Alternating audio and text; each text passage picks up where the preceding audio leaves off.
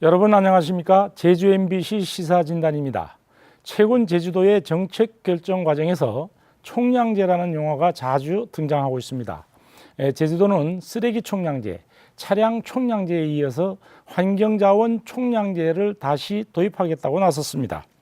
그러나 총량제는 규제를 전제로 한 정책 수단이어서 환경을 보존하고 관리하기 위해 동원하는 편리한 행정 수단일 수는 있지만은 너무 난발하면은 사유재산권과 개발 행위를 제한할 수도 있다는 지적이 있습니다.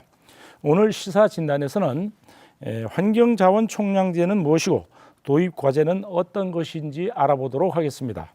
토론을 위해서 네 분 모셨습니다. 김태석 제주도의회 의원 나오셨습니다. 예, 감사합니다. 고대현 제주도 환경자산 물관리과장입니다. 안녕하세요. 김태일 제주대학교 교수입니다. 네, 안녕하십니까. 강진영 제주발전연구원 책임연구원 나오셨습니다. 예, 안녕하십니까. 예, 나와주셔서 고맙습니다. 먼저 우리 김태석 의원님께 이제 환경자원 총량제 어떤 의미인지 좀 쉽게 설명을 해주시죠. 예, 이거 쉽게 설명하기까지 아주 복잡한 건데요. 사실은 우리 모두가 제주도가 그 환경자원이 보고라는 거 인정합니다. 그런데 환경자원이 보고라는 건 다른 말로 표현한다면 또 개발이 압박이 심하다는 뜻입니다. 왜냐하면 환경자원이 보고이기 때문에 찾아오는 관광객들이 많기 때문에 말이죠. 그렇다면 이러한 것을 총체적으로 관리하기 위한 시스템이 필요한데 그 시스템이 아마 환경자원 총량관리제가 아닌가 생각되는데 제가 지금 도표를 가져왔습니다. 이게 잘 보일지 모르겠습니다만 환경자원관리제는 대략 4가지 범주로 되어 있습니다. 여기 그 자연자원과 또 지역자원, 그리고 또 그 생활환경자원, 그리고 또 인문사회환경자원, 그리고 이 자연자원과 또 4개의 커다란 범주로 나누고 있으면 여기에 또 21개의 범주가 들어가 있습니다. 그래서 이러한 그 4개의 카테고리 안에 또한 21개의 중범주를 집어넣음으로 해서 여기에 또 1등급부터 5등급까지 관리 등급을 체계함으로써 그 환경자원 총량을 보존하고 또 개발 행위에 대한 그 지원 시스템을 동시에 얻고자 하는 게 아마 이 도의 입장이 아닌가 저는 그런 생각을 하고 있습니다. 결과적으로는 평가를 통해서 그 평가 등급에 따라서 이제 관리 방안을 수립하는 거죠. 그렇죠. 예, 평가 지표를 만들어서 그 등급별로 이제 관리 방안을 수립하고 또 관리 방안뿐만 아니라 개발 행위까지도 지원할 수 있는 그런 시스템이 아닌가 생각합니다. 네. 그런데 제주도는 이미 지난 2011년에 전국 최초로 용역을 통해서 이 자연 환경자원 총량 관리 시스템을 마련했습니다. 그런데 이때까지 중단됐다가 특히 올해 와서 이걸 도입하겠다고 하는 것이 어떤 이유입니까, 우리 과장님? 네.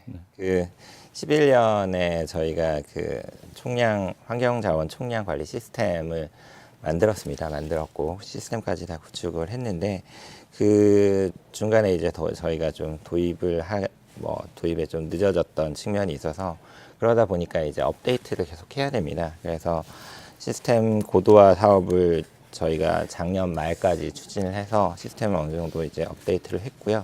근데 뭐 아직 미흡한 부분이 있을지도 모르겠지만 업데이트를 했고 그 부분을 이제 좀 법제화를 통해서 이제 사실 이런 것들이 규제이기 때문에 법제화가 반드시 필요합니다. 그래서 법제화를 하는 그런 과정에 있습니다. 네, 그러니까 결국은 그 환경자원 총량제를 이미 도입했어야 하는데도 불구하고 이제 법제화 시스템 이런 것들 때문에 못했다. 그러더라도 너무 늑장 대응이 아니냐 이런 지적도 있습니다. 김태일 교수님 어떻게 생각하십니까? 네, 아마 우리 과장님 말씀하신 대로 내부적으로 여러 가지 고민도 많이 있었을 거라고 생각이 듭니다. 근데 근본적으로는 저는 여러 가지 좀 복합적인 문제가 있었지 않나 생각이 드는데요. 일단 그 사회자께서 말씀하신 대로 환경총량제라는 게 일정한 우리 환경을 지키기 위한 규제의 의미도 가지고 있습니다. 그래서 그러니까 이 규제의 권한을 가진 게 있는 게 우리 도지사이면서도 또 한편으로는 각종 개발 사업의 인허가권을 가지고 동시에 가진 그 권한을 가지고 있기 때문에 이게 상충하는 부분이 있을 거라고 생각이 듭니다. 그러다 보니까 아무래도 그것을 도입하는 데 상당히 부담이 될 수도 있을 것 같기도 하고요. 또 한편으로는 제주도가 이제 발전의 어떤 모드로 가는 그 시기의 어떤 상황에서 이런 것을 받아들이기에는 제도적으로도 좀 여러 가지 개선해야 될 부분도 많이 있었을 거고 뭐 이런 여러 가지 법률적인 문제 또 사회의 여건의 문제 지사의 철학의 문제 뭐 이런 것들이 복합적으로 작용하다 보니까 시기를 차일피일 미루다 보니까 이제 도입 시기가 좀 늦어진 때늦은 감이 있지 않은가 그런 생각이 듭니다. 그 가장 중요한 부분은 교수님 말씀 중에 규제와 이제 허가에 상충되는 부분 이런 것들이 굉장히 깊숙이 개입이 되지 않았느냐 이런 생각도 해봅니다. 그 우리 강진영 박사님은 어떻게 생각하십니까? 뭐 앞에서 이제 의원님이나 뭐 과장님이나 교수님이 이제 말씀은 하셨는데요. 사실 저는 이제 이 환경자원 총량 관리에서 처음부터 이제 직접적으로 이제 연구를 했었기 때문에 그 상황을 좀 설명드리자면 한 11년 6월쯤에 우리가 용역이 끝났습니다. 그리고 시스템은 8월에 이제 끝났는데요. 사실 어떻게 보면은 이제 제가 담당자라도 이제 좀 도입하는데 약간 주저하지 않았을까라는 생각이 듭니다.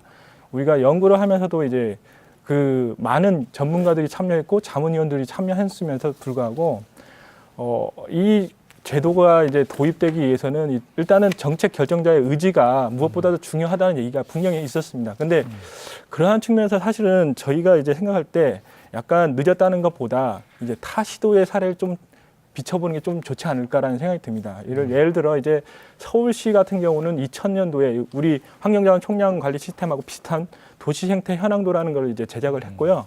근데 그 당시에 이제 2000년도에 이제 그거를 만들고 그거를 어디 활용했느냐면 기본적으로 이제 시스템을 오픈하면서 대학이라든가 연구원들이 이제 활용할 수 있는 그런 기초 자료를 제공했습니다. 그러면서 시스템을 약간 보완하는 작업.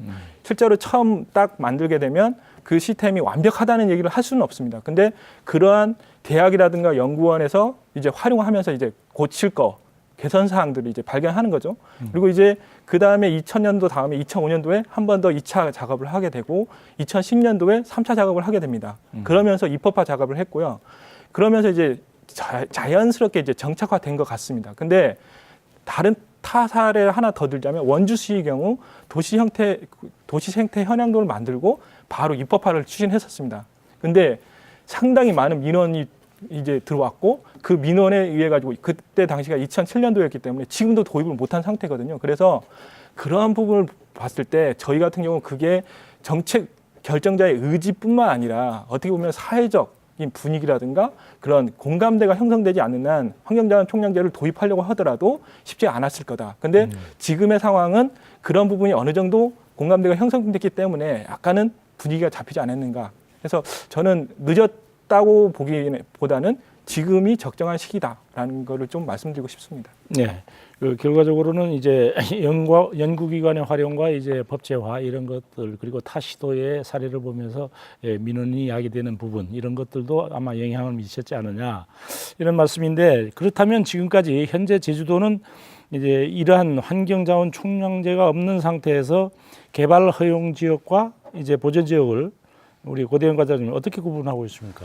네, 지금 현재 보전지역 관리에 관한 조례에 의해서 관리보전지역을 지하수, 생태계 뭐 이런 식으로 좀 몇 개 보전지구로 나누고 있습니다. 그래서 지하수 보전지구에서는 뭐 1등급 그리고 생태계 보전지구에서는 1, 2등급 뭐 경관 보전지구에서는 1등급 이런 부분들은 사실 개발이 사실상 어려운 지역입니다. 그리고 저희 그 환경자원 총량제에서도 5개 단계로 등급을 나누고 있는데 1, 2등급 같은 경우에는 실질적으로 이제 가급적 개발을 제한하고 보전을 원칙으로 하고 있습니다. 네, 김태일 교수님, 그 이와 같이 그 개발 허용 지역과 보전 지역 같은 구분이 현재 있거든요. 네. 그럼에도 불구하고 이제 환경자원 총량제를 도입한다. 어디에 그 있다고 보십니까? 저는 지금 정근 과장님께서 좀 그냥 중산간 지역의 소위 말하는 보전 지역의 이제 중심으로 말씀드린 것 같은데 간단하게 말씀드리면 두 가지 이 지역으로 구분해서 관리한다고 보시면 될 것 같습니다. 하나는 이제 도시 지역, 도시화된 지역과 비도시화된 지역을 이제 계획관리구역 이렇게 지정해서 관리를 하는데요. 도시 쪽도 마찬가지고 비도시 쪽도 마찬가지입니다만 지금 유일하게 비도시 쪽에 관련된 부분은 우리 과 과장님 말씀하신 대로 지하수, 경관, 생태, 중산간 중심이긴 합니다만 GIS 등급으로 해서 구분해서 지금 관리를 하고 있습니다. 근데 그런 나름대로의 또 규제는 있는데 그 이외에 다른 지역은 대체로 보면 이제 토지 이용에 중심으로 이렇게 관리를 하다 보니까 제주의 환경의 여건에 맞는 관리, 개발 이런 게 안 되고 있다는 측면이 지금 부작용으로 나타나고 있고 또 그게 넓은 의미에서 보면 이제 난개발이라고 지적을 받는 이유가 아닌가 하는 생각이 드는데요. 근데 그런 문제점들은 이제 소위 말하는 구멍들이 있는 것들을 좀 더 채워 나가는 게 바로 환경총량제가 아닌가라는 생각이 듭니다. 구체적으로 말씀드리면 이전에 지역 환경 자원이라든지 생활 환경을 중심으로 한 그 포인트 지표를 가지고 이게 도시 계획 관리를 했다 그러면 이번에는 제주의 자원이라고 할 수 있는 환경 자원 그리고 인문 사회 환경 예를 들면 문화재라든지 우리가 뭐라 할까요? 우리 일반적인 도시 관리에서 다루지 않는 자원까지 포함을 해서 관리를 하고 있기 때문에 제가 보기에는 제주의 환경을 굉장히 이렇게 체계적으로 관리한다. 단순한 도시 관리적 관점에서만 보는 것이 아니고 그런 연장선에서 본다 그러면 환경총량제는 제주의 여건에 가장 이렇게 적합하게 적용될 수 있는 시스템이다라는 측면에서 굉장히 다른 관리의 수법이라고 할 수 있을 것 같습니다. 네, 그 강진영 박사님 그 직접 연구에 참여했던 일원으로서 이 환경자원 총량제를 도입해야 하는 이유 좀 상세하게 설명해 주실까요? 사실 이제 그 아까 김태일 교수님도 말씀하셨는데 이제 저희가 어떻게 보면 도시 지역하고 그다음에 관리 지역, 그다음에 절상대 보전 지역을 그렇게 구분할 수 있을 것 같습니다. 근데 이제 그러한 측면에서 이제 절상대 보전 지역은 이제 보전을 원칙으로 하기 때문에 거기는 사실 이제 개발하기는 어렵습니다. 근데 이제 그 중에서 이제 관리 보전 지역인 부분에서 1, 2등급에 대해서는 행위 제한이 이제 들어가게 되는데 그런 부분에서 1, 2등급에 대해서 죄송합니다. 1, 2등급에 대해서 이제 행위 제한을 하고는 있지만 우리가 소규모 개발 행위 같은 경우는 그래도 그런 부분이 적용이 좀 가능하다. 대신에 대규모 개발 같은 경우는 어느 한 필지가 아니거든요. 예를 들어 한 10만 평 이상의 이제 개발 대상 지역이 되게 되면 거기는 1등급부터 4등급이 되고 1등급 지역이 포함되는 경우가 엄청나게 많거든요. 근데 그러다 보면은 이제 개발 행위를 하게 되면 1등급 지역은 어떻게 되냐면 개발 행위에 이제 행위 제한에 걸리지 않도록만 이제 개발 유도하는 거죠. 그러면 어떤 지역은 개발 자체가 안 되면 원형 보전을 시켜버리거나 아니면 그에 해당하지 않는 이제 시설을 넣어버리는 겁니다. 결국은 우리가 어떻게 보면은 보전 지역이라고 해가지고 22.4%라는 그런 게 정해져 있지만 결과적으로는 이제 관리 보전 지역 같은 경우는 그런 1등급 그 부분이 그렇게 안 된다는 부분입니다. 결국은 개발의 대상이 될 수밖에 없다는 거고요. 그런 거를 환경자원 총량이라는 총량제를 이제 실시함으로써 어떤 목표, 보전해야 되는 목표를 설정하고 그에 맞게 제도를 맞춰가는 그런 부분에서 필요하지 않겠는가. 그런 부분을 가지고 이제 저희가 도입을 하는 그런 취지를 말씀드릴 수 있을 것 같습니다. 김태석 의원님은 그 개발 허용 지역하고 보전 지역 있음에도 불구하고 환경자원 총량 관리제의 시스템 이유는 이 두 개가 간극이 크다는 거 아닙니까?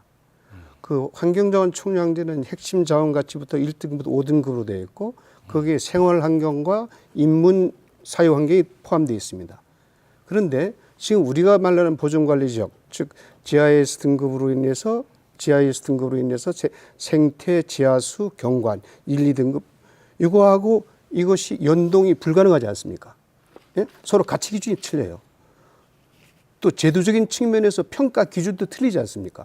그 생활 환경자원 총량 관리 제도 시스템 하에서는 21개의 카테고리 범주가 있고 다음에 또 우리 보존관리 지역에는 14개의 그 범주밖에 없어요.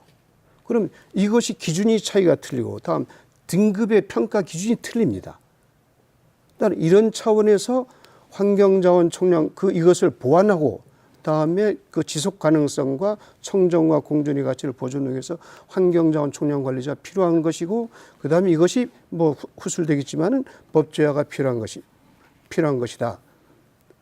저는 이것을 지금 이야기하고 싶은 거예요. 네, 그 환경자원 총량제 지금까지가 우리가 그 자원을 보존한다고 했을 때는 뭐 지하수, 경관, 생태 이렇게 해가지고 쭉 그것들을 뭐 딱 숫자에 짜맞추듯이 이렇게 해왔는데 요번 특이한 게 인문사회 환경 요게 포함되어 있단 말이죠. 이 부분을 좀 자세히 설명해 주시죠. 사실은 인문사회 환경 같은 경우는 지금 우리가 지금 그 카테고리에 뭐가 들어가냐면 인구, 산업, 교통이 들어있거든요. 그럼 제주도가 섬입니다.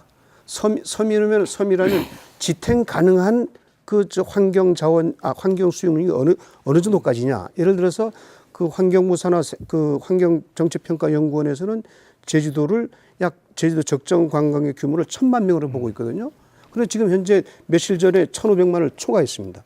그렇다면 500만이 초과되는데 과연 이것이 적정 규모냐? 이것이 인구의 문제고요. 상주 인구까지 포함해서. 다음에 관광객이 들어오면서 교통이 불편하고 있고, 다음에 관광 산업 때문에 이제 중산간 난개발이 지금 되고 있고, 그렇다면 이런 상태에서 아까 제가 말씀드린 제주의 가치가 자연자원이라는 걸 인정한다면은 자연자원의 가치를 지켜야 되는 거 아닙니까? 이것이 제주의 정체성을 지키는 거고 지속 가능성을 담보하기 때문에, 그래서 이런 생활 환경, 인문 사회 환경이 그만큼 이제 중요한 것으로 대두되었다는 뜻으로 제가 말씀드린 겁니다. 제가 거기 약간 추가 설명하자면 이제 용량이라는 부분에서는 사실은 용량이라는 거는 변할 수가 있습니다. 왜냐하면 어느 하나의 이제 그 고립된 아니면은 그런 어떻게 한 테두리 안에 어떤 물질 이동이 없을 때 이거 용량이라는 걸 산정할 수는 있습니다. 대신에 이제 이런 물질이 왔다 갔다 할 경우는 이런 용량 자체가 변할 수가 있거든요. 그리고 이 용역을 할 때, 연구를 할 때 저희가 대전제를 건 거는 현재 수준을 이제 삶의 질을 유지하기 위해서는 어느 정도 이제 보존해야 될 것인가라는 그런 대전제가 들어가 있다는 거는 약간 말씀드리고 싶습니다. 네. 예측은 계속 틀리고 있지 않습니까? 예측이 계속 틀림으로 인해서 제주도가 이제 섬이라는 자원 순환 사이클이 네. 그 섬이라는 한계에 봉착하고 있는 것이고, 다음에 계속해서 뭐 2020년도 목표라든지 뭐 관광객도 1,230만 정도로 예측하고 있고, 그래서 예측이 틀리면은 그 환경자원 그것도 빗나갈 수밖에 없다. 네, 달라질 수는 있습니다. 이거를 제가 말씀드리는 네. 겁니다. 네, 그러니까 결국은 예측은 달라질 수도 있습니다. 거기에 그런데 맞게 정확한 가지고, 예측이 필요한 거죠. 그래서 그런 노력들이 이제 경주돼야 되겠죠. 다음 문제로 넘어가겠습니다. 그렇다면 이 환경자원 총량제를 시행하는 데는 어떤 과제들이 있을까? 지금 보니까 현재 그 환경자원 총량제는 법적 효력이 없다고요. 그리고 이 때문에 환경자원 총량제에 따른 개발 행위 제한에 대한 법적 근거가 없기 때문에 각종 사업 단계에서 기초 자료로만 이제 활용될 수 있는 수준이다. 그래서 제주도는 이게 특별법 개정 제도도 개선 사항으로 해서 환경자원 총량제를 이제 법제화하겠다는 거 아닙니까? 어떻습니까? 네.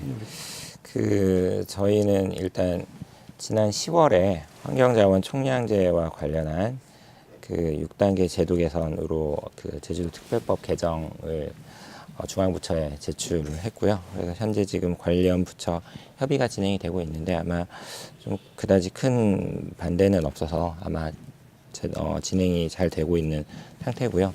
주된 내용은 두 가지입니다. 그러니까 10년 단위의 환경자원 총량에 대한 계획을 수립 시행하는 내용과 환경자원총량관리위원회를 둬서 그 환경자원 총량을 관리할 수 있도록 하는 두 가지 내용이 들어가 있습니다. 그래서 앞으로 저희가 예상하기에는 17년에 법제화가 완료가 되면 한 18년 정도쯤 되면 저희가 총량제를 시행을 할 수 있지 않을까 그런 생각합니다. 네.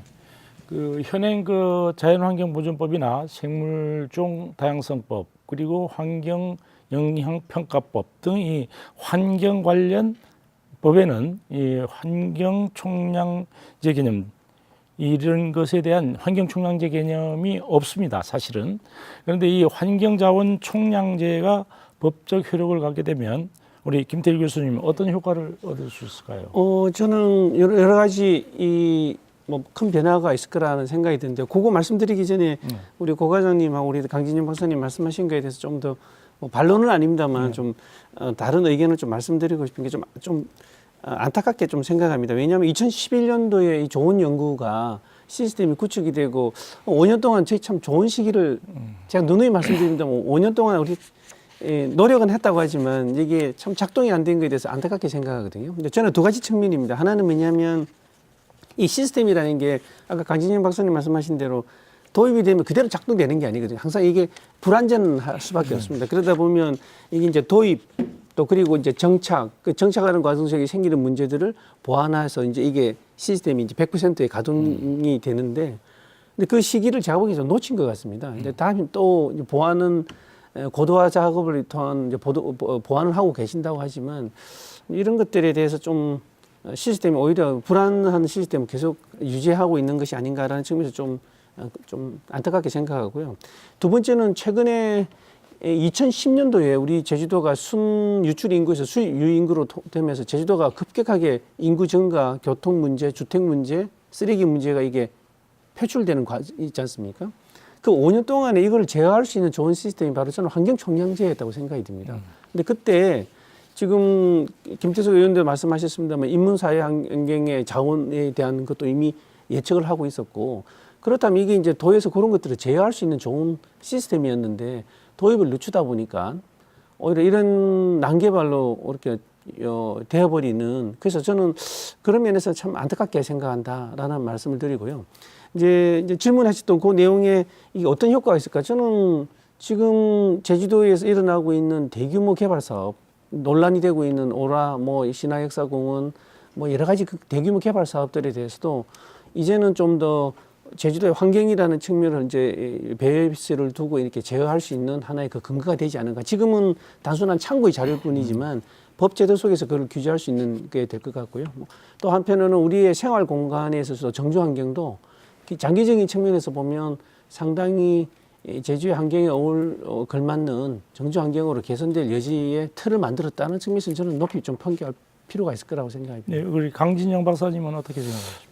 좀 전에 저도 그 먼저 답변하기 전에 또 김태일 교수님 말씀하신 부분이 있어서 약간 오해가 있을 것 같습니다. 이제 그 자원이라는 그 환경자원 총량이라는 그 연구를 할 때 인문사회 부분이 분명히 들어가긴 했습니다. 근데 그거는 가치를 우리가 따져본 거고, 인구라는 거는 이제 예측을 하는 거죠. 사실은 아까도 의원님이 말씀하셨다시피 예측을 하면서 그러면 그만한 인구가 들어왔을 때 그 현재 삶의 질을 유지하기 위해서는 어느 정도 보전해야 될 건가라는 게 있는데, 인구 자체가 어떻게 지표되고 가치화되지는 않았었습니다. 그 부분에서 좀 이해해 주시고요. 일단 환경자원 총량제가 이제 도입되게 된다면, 일단은 저는 이제 어떤 생각을 갖느냐면, 예전에 이제 이렇게 얘기를 하다 보면 땅이 이제 외국 자본에 의해 가지고 팔려 나가고 개발도 이루어지고 하는데, 야 이거 다 팔려 나갈 거 아닌가? 아니면 다 개발되지 않을까? 이런 부분에 대해서 환경자원 총량이라는 어떤 목표를 설정했을 때는 그런 불안감을 좀 해소시켜주지 않겠는가, 도민들에 대한 불안감을 해소시켜줄 거라는 생각이 들고요. 두 번째는 과장님이 얘기하셨다시피 환경자원 총량제라는 그 부분 자체가 원래 목적이 이제 자연 환경을 보존하기 위한 목적이었습니다. 그래서 거기에 취지에 맞는 게 환경영향 평가라든가 도시 관리 계획에 이거를 접목시킬 수 있다는 부분입니다. 그래서 어떤 부분을 도시 관리 계획을 이제 수립할 때 보면 어느 틀이 정해져 있고 그 틀에 맞춰줘야 된다는 그런, 어떻게 보면은 이때까지 지금까지의 도시관리 계획에서의 어떤 목표라는 게 그런 지향점이 없었다면 지금부터는 생겨날 것이다. 그리고 이제 끝으로 이제 그런 측면에서 도나 도의회에 대한 신뢰도가 좀 올라가지 않을까라는 생각도 좀 생각해 보고요. 그리고 끝으로 이제 이런 환경자원 총량제라는 부분이 이제 끝이 아니라고 보거든요. 다른 타 지자체라든가 국가에 비해서 우리가 선진화된 제도를 도입할 수 있는 기반을 마련할 수 있다라는 게 어쩌면 이제 효과라고 이제 볼 수 있을 것 같습니다. 김태수. 아까 우리 사회자님께서도 환경자원 총량 관리제가 이제 최초로 시도되는, 환경법제화에서 환경자원 총량 관리 개념이 없잖아요. 그럼 제주도가 도입하게 되면 이것이 전국으로 법제화되는 수준입니다. 따라서 이런 의미가 있어요. 그리고 그 다음에 또 환경자원 총량 관리 제도라는 것은 궁극적으로 그 환경을 보호하기 위해서 토지 이용에 대한 행위 규제 수단이에요. 따라서 그 토지 이용에 대한 행위 규제 수단이기 때문에 그만큼의 그 어떤 그 개발, 대규모 개발 lang해를 막을 수 있는 그 통로가 열려 있는 것이고, 그리고 이것이 법제화 됐을 때는 아까 제가 말씀드린 인문사회 환경, 생활 환경 이쪽과 그 GIS 등급법과 운영과 제도 측면에서 연동이 될 수 있다는 거죠. 법제화 된다면은. 연동이라기보다는 하나로 통일화시켜서 일원화시킬 수 있다는 겁니다. 이런 차원에서 본다면 환경자원 총량 관리 개념은 제주도의 미래 비전과 미래 가치를 위해서 대단히 중요한 개념이다. 이것은 분명한 것 같습니다. 단 여기에 도민의 그 어떤 동의 여부는 차치해 두고서 하는 말입니다. 네, 그 환경자원 총량제가 도입되면은 지금 한참 논란이 되고 있는 이제 오라 관광단지 그렇죠. 개발이 불가능할 것이다라는 의견도 제시되고 있죠. 그런데 어떻게 생각하십니까, 우리 고대영 과장님? 네,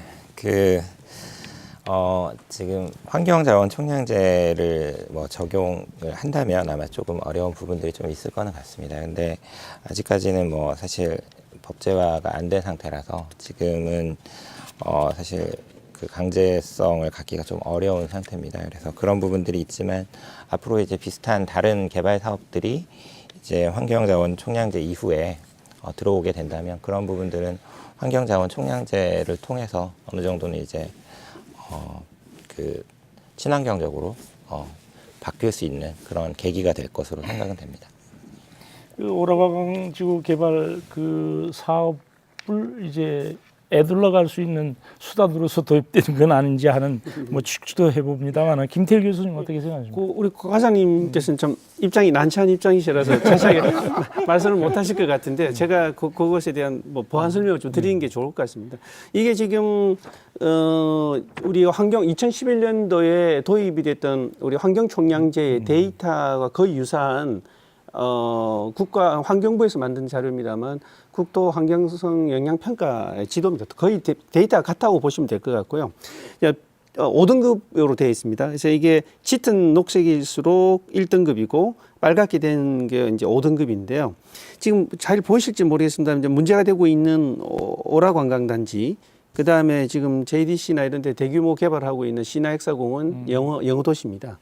이게 보시면 지금 이게 환경 총량제가 만약에 도입이 됐다 그러면 제가 보기에는 아마 신화엑사공원, 그다음에 영어도시, 특히 지금 논란이 되고 있는 오라 관광단지 같은 경우에는 여기 거의 보시면 여기 지금 1등급, 2등급 혹은 이제 3등급으로 분포가 나 있기 때문에 거의 개발하기 어렵지 않았을까라는 생각이 들고요. 그다음에 지금 좀 더 자세하게 이제 뭐 신화엑사공원하고 영어도시는 뭐 개발이 됐으니까 그렇다 치더라도 죄송합니다. 이게 여기 한라산 쪽이고요. 여기 이제 바닷가 북쪽이라고 보시면 될 것 같습니다. 이제 오라 관광단지 개발의 범위입니다. 파란색으로 된 부분이.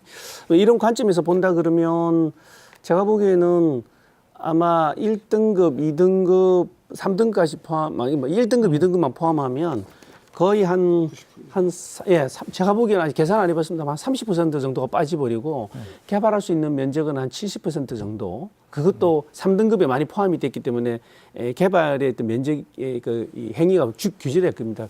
사업자 입장에서 보면 상당히 억울하기도 하고 또 한편으로는 사업성이 떨어질 수밖에 없기 때문에 사업 자체가 좀 불가능하다는 결론이 낼 것 같은데 뭐 이러한 연장선에서 본다 그러면 저는 오라 관광단지를 뭐 비판한다 이런 측면보다는 조금 더 우리가 대규모 개발에 대해서는 상당히 효율적인 규제의 수단이 됐을 텐데라는 측면에서 좀 안타깝게 생각합니다. 네, 그 강진영 박사님은 이 부분 어떻게 생각하십니까?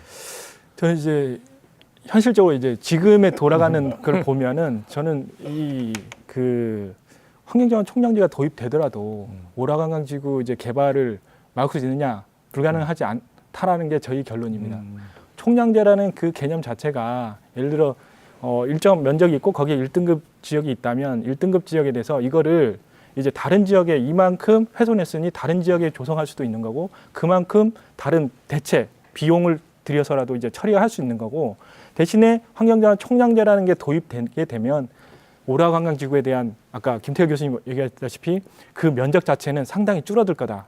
이 공사에 그리고 이제 그런 측면에서 보면은 환경자원 총량제하고 지금의 시스템하고 다르다라는 점을 꼬집어서 말씀드리자면 지금은 그런 그 어떻게 보면은 1등급 지역을 훼손한다고 하진 않지만 그래도 원형 보존하더라도 개발을 하는 거거든요. 근데 그거에 대해서 아무런 제재가 없습니다.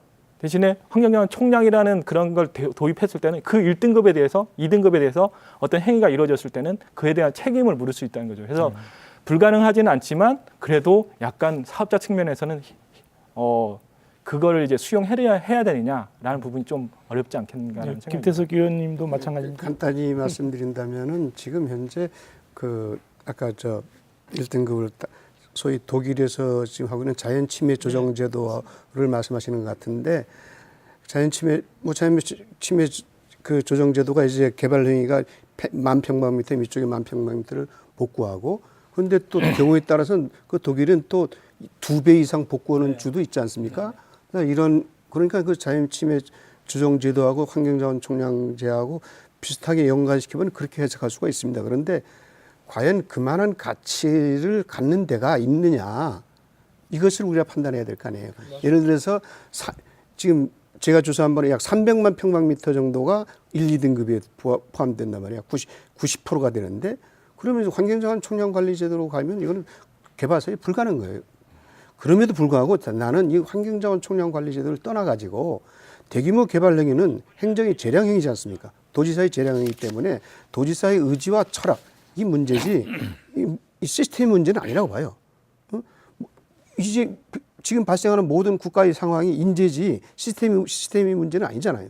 이런 부분도 우리가 간과해서는 안 될 것 같다는 말씀을 드리고 싶습니다. 네, 또 한 가지는요. 어차피 이제 총량제, 자연 환경이든 어떤 것이든 총량제 하면은 우리가 아까 김태석 의원께서도 말씀했지만은 토지 이용에 관한 어떤 행위 규제 수단이지 않습니까? 그래서 환경자원 총량제가 오히려 사유재산권이나 역으로 개발 행위를 더 제한할 수도 있다. 이런 지적이 나오고 있는데 우리 김태일 교수님부터 먼저 어떻게 생각하세요? 근데 이게 제가 다시 또 이 자료를 좀 보여드리고 싶은데요. 이 자료를 보여드리는 이유는 지금 1등급의 면적, 1, 2등급의 면적을 합하면 한 40% 정도 됩니다. 요 환경총량제의 범위 내에서 보면요. 이제 참고로 아까 말씀드린 대로 짙은 녹색일수록 1등급, 빨간색일수록 5등급인데 이게 도입이 된다 하더라도 제가 보기에는 그렇게 막 과도한 규제와 사유권의 어떤 재산을 규제하는 그런 게 작동되지는 않을 거라고 봅니다. 왜냐하면 이 면적을 보시면 아시겠지만 거의 이렇게 짙은 녹색에 많은 차지하는 부분이 국립공원 한라산에 해당되는 부분이거든요. 실제로 이걸 빼버리면 저는 오히려 1등급의 면적이 확 줄어들 거라고 봅니다. 그래서 1, 2등급의 이제 절대적으로 이 행위 규제가 이루어지는 1, 2등급의 면적이 이렇게 작기 때문에 전반적으로 보면 지금 현재 시스템대로 작동되고 있는 그런 규제의 범위 내에서 약간의 좀 더 규제가 있을 뿐이지 과도한 사유권 재산으로 이어지지는 않을 거다. 오히려 그 대신 좋은 점은 우리가 이때까지 굉장히 단순하게 봤던 토지 이용의 관점에서만 봤던 그 관리를 인문사회 환경이라든지 생활 환경의 자원이라든지 좀 다양한 자원들을 가지고 종합적으로 보기 때문에 좀 더 효율적이고 체계적으로 관리한다는 측면에서는 상당히 의미가 있다라는 측면에서 강진영 박사님도 같은 생각이십니까?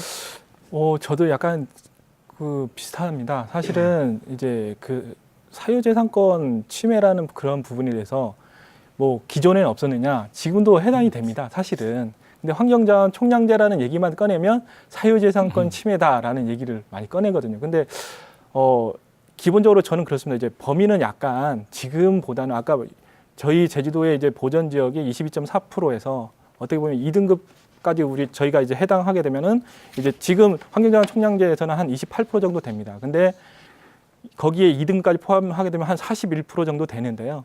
근데 이제 이 2등급이라고 해가지고 개발 행위가 안 되는 건 아닙니다. 대신에 제가 이제 말씀드리고 싶은 거는 기존의 사유재산권 침해라는 부분에 대해서 이제 예전에 위헌 이제 소송이 있더라고요. 그래서 그런 부분을 봤을 때 사실은 이제 그 헌법재판소에서는 그런 얘기를 했답니다. 이제 이 사유재산권에 대해서 이제 지금의 제시하는 부분은 너무 과도한 이제 개인의 욕심을 이제 제시하는 거라서 이거는 수용할 수 없다. 이원이 아니다라는 얘기를 했었거든요. 그래서 그런 측면에서 저희가 좀 고민해야 되는 게 지금의 토지의 소유라는 게 당장 우리가 지금 소유하고 있다고 하지만 우리 게 아니라고 생각해야 된다는 생각입니다. 먼 미래를 보고 후손들이 나중에 이 제주도를 이제 또 살 거고 그 제주도에 살면서 제주도의 이제 번영을 노력할 건데 그런 부분에서 저희 현 세대에서 어떤 걸 해줘야 되는 거를 좀 고민해야 된다. 그런 부분을 가지고 좀 얘기하고 싶습니다.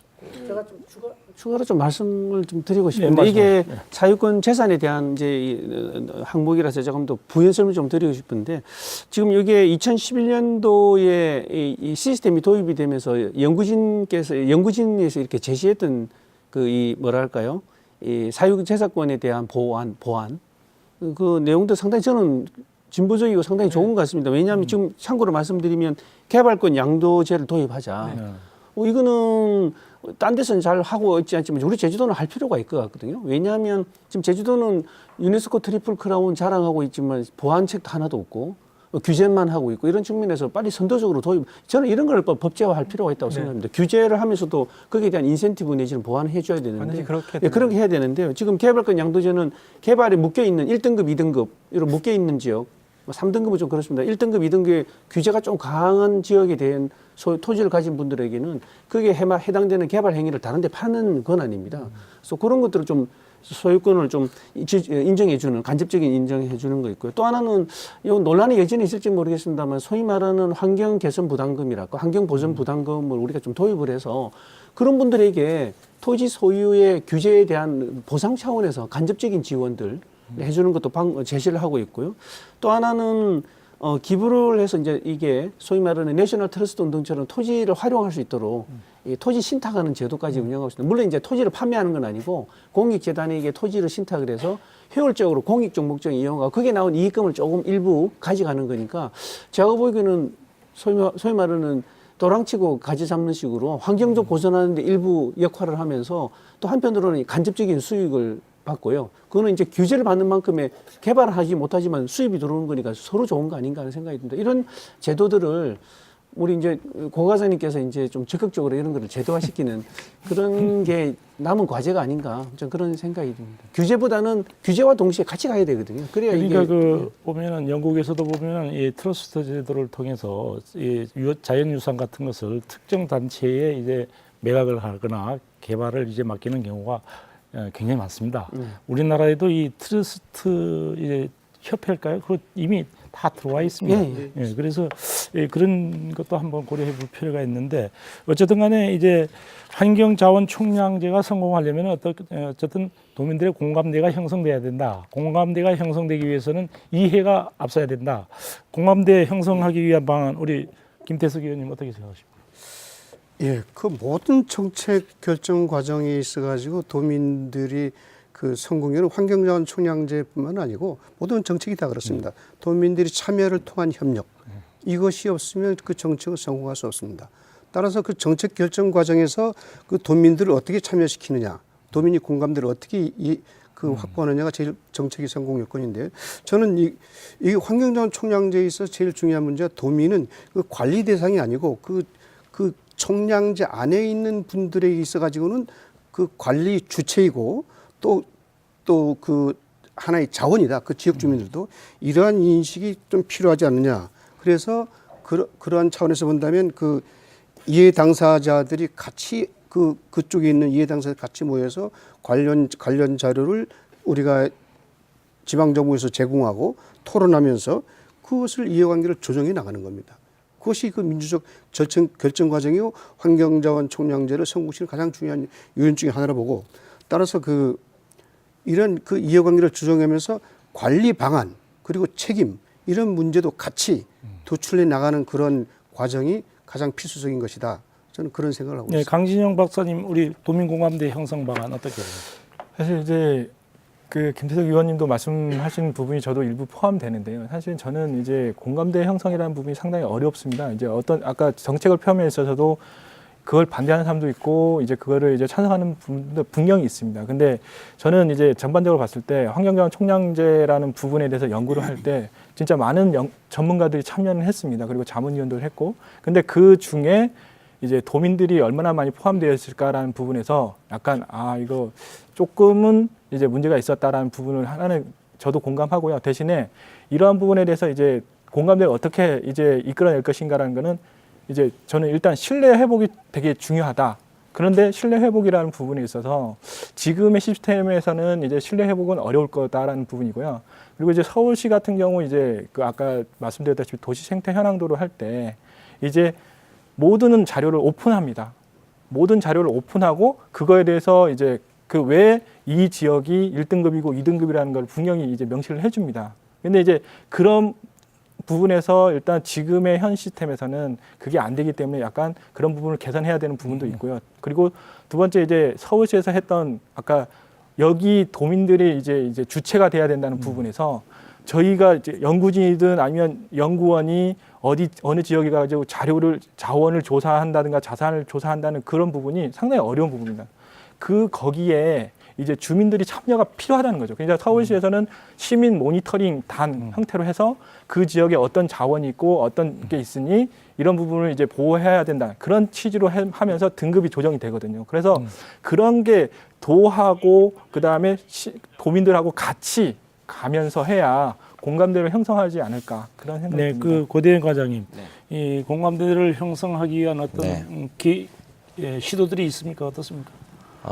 일단 지금 이 그 공감대라는 거는 기본 베이스가 어떤 그 과학적이고 이제 정확한 정보가 사실 베이스가 되어야 됩니다. 그 이후에 이제 그 모든 사람들이 그 정보를 공유하고 그 주민들끼리 서로 소통하면서 할 수 있는 방안들이 좀 필요할 거로 생각이 들고요. 사실 지금 이 법제화가 어느 정도 정리가 되면 그 이후에는 이제 그런 공감대들을 맞춰 나가는 작업들을 해야 될 것으로 보이고요.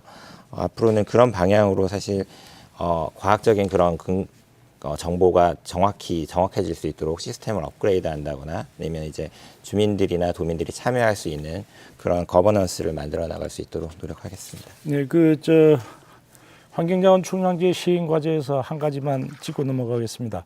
김태일 교수님께서 짧게 얘기해 주십시오. 예. 지난 2011년 네. 구축한 그 환경자원 총량제 관리 시스템 네.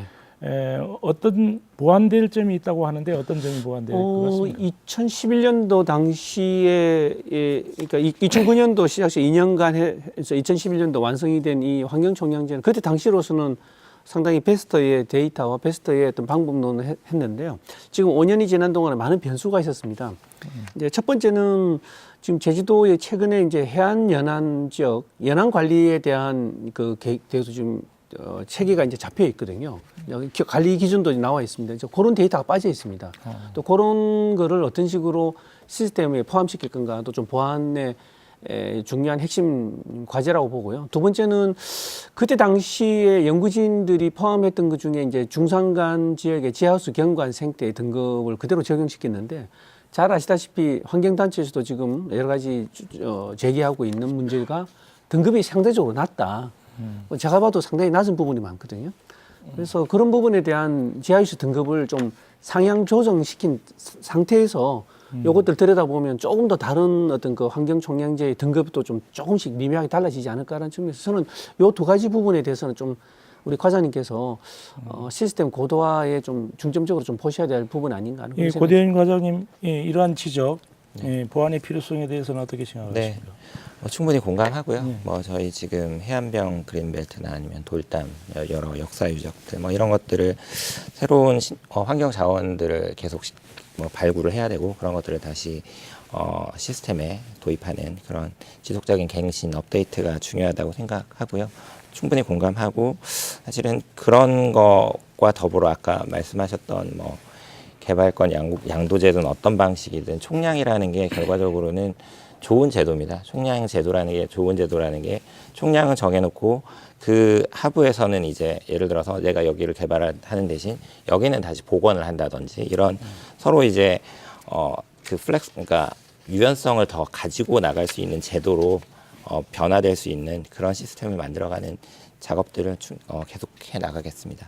네, 그 환경자원 총량제 단순하게 환경자원의 총량을 정하는 것만이 아니고 여기에는 이제 이미 우리가 알려진 생태 서비스라고 하는 그러한 개념도 함께 도입돼야 된다 이런 얘기들이 있습니다. 우리 김태일 교수님 짧게 생태 서비스 개념, 생태계 서비스 개념 짧게 얘기해 주십시오. 네. 저 생태 서비스라는 게 딴 게 아니고 우리가 자연 환경, 우리 제주도의 환경의 자원을 보면서 누리는 혜택, 그거라고 보시면 될 것 같습니다. 어려운 용어이긴 한데요.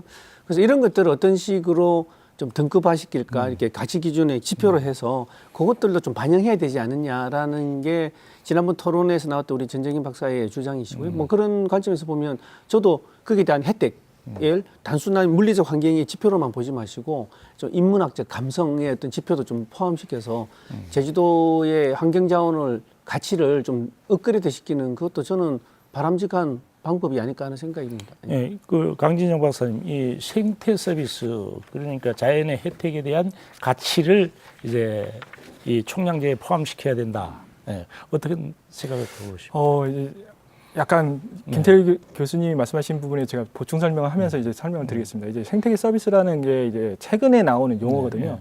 이제 그게 한 범주로 하게 되면 한 4개 범주가 됩니다. 근데 4개 범주에 대해서 이렇게 하는데 이 저희가 기존에 이제 어떻게 보면 보전 정책이요. 이제 양적인 중심이었습니다. 무슨 말씀이냐면, 우리가 어떤 COD나 BOD 같은 경우는 농도 중심이고, 그 다음에 1등급, 2등급 이런 부분은 등급에 의한 이제 제도거든요. 근데 어떻게 보면 양적이라는 거는 우리가 1, 2, 3, 4, 뭐 총량제도 마찬가지인데 1, 2, 3, 4, 5등급으로 되어 있는데 1, 2등급만 보전하면 3, 4, 5등급은 개발해도 되느냐라고 했을 때 3, 4, 5등급이라는 그 자체가 어떻게 보면 이 등급제라는 그 자체가 3, 4, 5등급에 대한 개발에 면제부를 줄 수 있는 그런 조건도 될 수 있다. 근데 그런 거를 그렇게 이제 하는 게 아니라 1, 2, 3, 4, 5등급일지라도 생태계 서비스라는 그걸 가치를 평가하게 되고 가치를 평가했을 때 이 가치가 어느 정도 떨어지는 것까지 이제 포함하면 이게 약간은 그 정책 결정자한테는 여기가 뭐 3등급이 많고 1등급이 조금밖에 없지만 생태계 가치로서는 여기가 되게 상당히 높습니다. 그런데 여기가 개발이 됐을 때 어느 정도 생태계 서비스라는 가치가 떨어져 버립니다라고 했을 때 그러면 이 부분에 대해서는 개발을 하지 말아야 되겠구나라는 그런 개념을 도입하자는 거죠, 사실은. 예. 중요한 개념인데요. 사실은 아까 4가지 기능인 게 그 생태계 서비스라는 게 공급 기능과 조절 기능, 다음에 지원 기능, 다음에 그 사회 문화적 기능이 있습니다.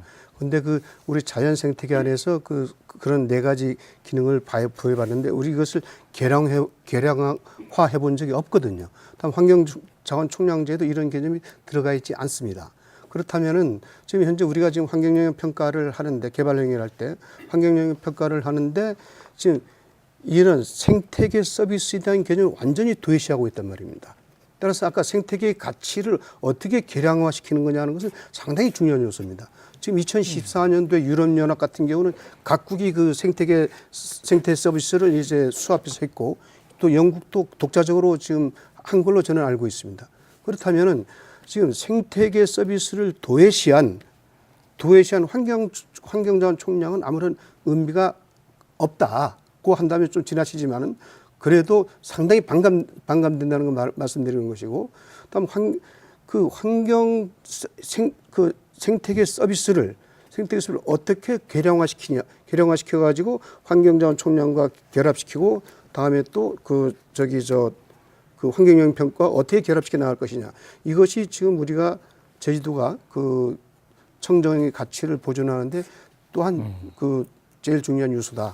예, 그런 얘기를 드리고 싶습니다. 결국은 이제 환경자원이 주는 가치를 그 가치에 대한 우리 향유 기능을 어느 정도 업그레이드 시킬 것이냐 하는 문제와 연관된 것 같습니다. 그걸 계량화시키려는 거죠. 예. 그 생태 서비스 가치를 고려해야 한다는 의견 틀림없는 사실이고요. 그런데 환경자원 총량제가 도입이 된다면은 현재 제주도에서 적용하고 있는 이 개발 행위 제한 기준으로 적용하고 있는 GIS 지리정보 시스템 같은 것은 뭐 없어지는 겁니까? 어떻습니까? 우리 고대의 거들. 뭐 현재까지는 그 GIS 시스템에 의해서 규제를 받고 있는 거는 사실입니다. 그런데 그 총량제가 이제 법제화되면 일정 기간은 아마 그 같이 보완하고 병립하는 상태로 아마 진행이 될 걸로 보이고요. 근데 이게 그러면 장기적으로 계속 이렇게 병립하는 게 맞냐? 그건 또 아닌 것 같습니다. 그래서 두 시스템을 어떻게든 이제 통합하는 그런 작업들이 장기적으로는 진행이 되어야 된다고 생각합니다. 그러니까 장기적으로 병립되는 것은 아니다. 그렇다면 환경자원 총량제는 언제쯤 시행될 것으로 이제 판단하십니까? 저희가 지금 17년 내년 정도쯤이면 개정이 완료될 걸로 생각이 들고요. 그러면 그 이후에 이제 저희가 조례를 제정한다거나 아니면 시스템 보완 등을 해서 18년부터는 저희가 총량제를 적용할 수 있도록 그렇게 하고, 그 중간 단계에서도 저희가 환경영향 평가에서 총량제 관련된 부분들을 지속적으로 의견을 내서 그런 것들이 조금 더 보완될 수 있도록 중간 단계에서도 열심히 노력하겠습니다. 예, 그 환경영 자원 총량제, 환경영 자원 총량제가 법제화되기까지는 그 개발 휴식연제를 도입해야 된다라고 주장하는 사람들도 있습니다. 강진영 박사님 어떻게 생각하십니까? 이게 약간은 좀 오해가 있는 그런 질문이죠. 느낌인 겁니다. 네, 이제 제가 볼 때는 이제 마치 환경자원 총량제가 시행되게 되면 모든 개발이 뭐 억제되는 그런 느낌으로 제가 받아들이거든요. 그러니까 이게 어떻게 보면은 개발 휴식연제는 얘기는 이제 나오는 부분에 대해서 이제 환경자원 총량제가 이제 시행되지 말아야 된다는 거꾸로 얘기하는 그런 느낌입니다. 그래서 이제 그런 취지에서 보면은 환경자원 총량제에 진짜 어떻게 보면 공감대 형성하는 부분에서 같이 엮어 들어가야 되는데요. 환경자원 총량제가 마치 이제 개발을 억제하는 제도인 것 마냥 그렇게 이제 외도하거나 그렇게 안 하는 그런 형태고요. 그래서 개발 휴식연제라는 그 부분 자체가 저는 도입이 그건 불가능하지 않겠는가. 휴식연제라는 용어가 있는지도 모르겠고 이게 지난번 국정감사 때 그 모 의원, 최모 의원이 이제 개발 휴식, 중국인 피해 사례를 하면서 이제 개발 휴식연제가 필요하다 그러는데, 자, 우리 고 과장님이 더 잘 아시겠지만 모든 계획은 어디서 합니까? 도에서 하는 거잖아요. 다음에 그것을 평가도 도에서 합니다. 따라서 이것은 무슨 신분의 혼동이 일어난다고 계획도 하고 평가도 본인들이 하기 때문에 그 도가 신분의 혼동이 일어나서 이제 모순이다, 이런 그 토론을 제가 들은 적이 있는데, 사실은 지금 이런 계획과 집행 그다음에 그 평가를 다 도에서 하면서 이것이 개발 휴식연제로 간다 그러면은 이건 도저히 말이 안 되는 것이고, 도가 어떤 철학과 의지를 가지고 이 개발에 접근할 것이고, 개발에 접근하는 것이고, 다음에 또 이 환경총량제의 개념에 맞게, 그리고 또 제주의 가치에 맞게 계획하고 수립해 가면 되는 거예요. 내년에 개발령에 일치 없다, 계획이 없다, 이렇게 발표는 없는 겁니다. 휴식연제 필요가 없는 것이고요. 따라서 이런 부분에서 우리가 개발 휴식연제 같은 그 용어에 혼동이 올 수 있는 단어들은 국회에서 국회의원이 국정감사에서 지적이기 때문에 할 말은 없는데, 이런 건 좀 피해야 되지 않겠나 하는 결국은 게 뭐냐면 환경자원 총량제와 개발 휴식연제가 있는지도 모르겠습니다만은 개념상 또는 용어상 부합되는 점이 저는 없다고 생각이 드는데, 이것 자체를 또 우리가 거론하는 건 좀 그렇게 이상하게 생각이 듭니다. 그래도 국정감사에서 나온 얘기니까 좀 논의를 해봤습니다.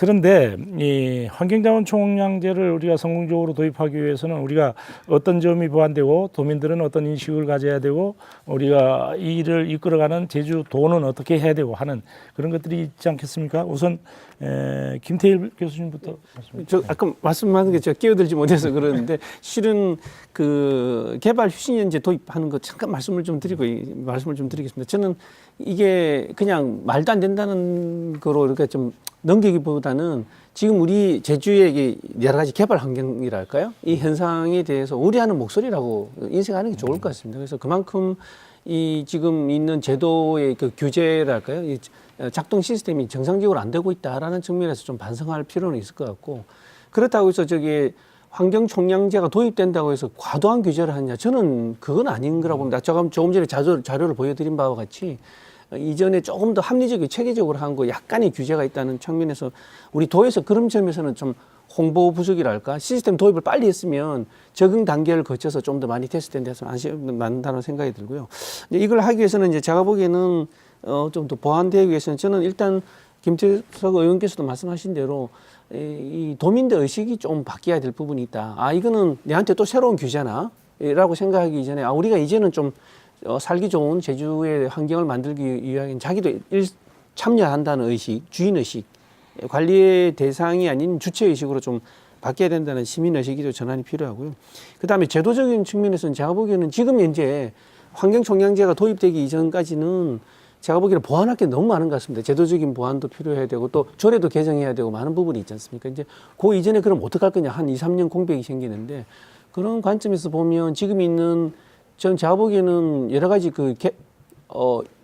위원회 도시 건축 경관 환경 이런 교통도 마찬가지로 이런 위원회의 운영 관리랄까 이런 것들도 좀 합리화시켰으면 좋을 것 같습니다. 네. 단기적으로 그런 것들 좀 보완될 필요가 있을 것 같고요. 그 다음에 이제 제가 말씀드렸던 해안지대 또 중산간 지하에서 등급 이런 것들 좀 현실적인 거로 반영하고 뭐 이런 것들 하면은 제가 보기에는 제주도에 앞으로 일어날 수 있는 여러 가지의 이 불합리한 문제들을 많이 스크린되지 않을까 그런 생각이 네, 듭니다. 강진영 박사님은 우리 보완돼야 될 점 어떻게 생각하십니까? 사실 이제 뭐 다른 얘기는 할 수는 없을 것 같습니다. 이제 이 시스템 자체에 대해서 이제 거론하기에는 사실은 제가 이제 참여하고 있고 그다음에 제가 누구보다 더 이제 시스템에 근데 이제 보완해야 될 부분도 저는 어느 정도 이제 갖고는 있는데 대신에 그런 얘기까지는 드리고 싶지는 않고요. 대신에 예전에 저희가 연구할 때는 어떻게 보면 전문가들이 이제 어떻게 보면 주체가 됐었고, 근데 그렇게 하다 보니까 도민들한테 오히려 이제 이거를 숨겨놓고 가지 않은가라는 생각이 드는데, 아까 김태일 교수님이 말씀하셨다시피 이제는 오픈하고 그 다음에 같이 가야 된다. 그러면서 토론회장도 하고 그러면서 이제 아까 모니터링 단도 얘기했지만 그런 시스템으로 가야 된다는 게 저희 생각입니다. 예, 벌써 이제 토론을 진행하다 보니까 이제 마무리해야 될 시간입니다.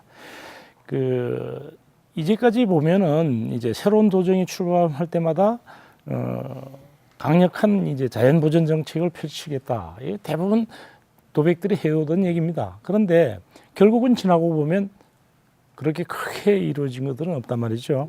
그래서 앞으로 자연 보전 정책이 이제 효율적으로 이제 이루어지기 위해서는 어떻게 달라져야 되느냐. 뭐 도정의 어떤 의지라든가 방법이라든가 수단. 우리 김태석 의원님부터 말씀. 예. 아프리카 속담에 빨리 가려면 혼자 가고 멀리 가려면 다 같이 가야 된다고 합니다. 환경자원 총량제라는 개념은 지금 지속 가능성을 전제하기 때문에 멀리 가야 됩니다. 따라서 멀리 가기 위해서는 지금 도민들의 인내가 필요할 시점이고 그렇게 가야 될 것 같습니다. 네, 우리 강진영 박사님 1분 마무리 발언. 예. 요번에 청문회 볼 때 이제 기부하면 뭐가 생각나느냐 했을 때 테이크가 생각난다고 합니다. 저기가 이제 어떻게 보면 자연한테 이제 지금까지 테이크만 했고 기부는 하지 못했다는 생각이 든다면 우리 생활 방식인 기부 앤 테이크를 이제부터는 좀 해나가는 의식을 좀 가졌으면 좋겠습니다. 예. 예, 우리 김태일 교수님. 예, 저는 제도 보완, 기대 효과 다 말씀드려서 더 이상 안 드리고요.